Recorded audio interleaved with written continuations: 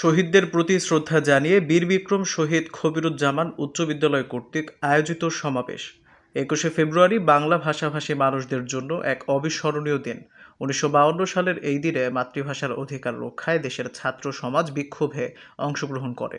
তাদের আন্দোলন দমাতে পুলিশ গুলি চালালে অনেক ছাত্র প্রাণ হারান। তাদের আত্মত্যাগের স্মরণে প্রতিবছর এই দিনটি আন্তর্জাতিক মাতৃভাষা দিবস হিসেবে পালিত হচ্ছে।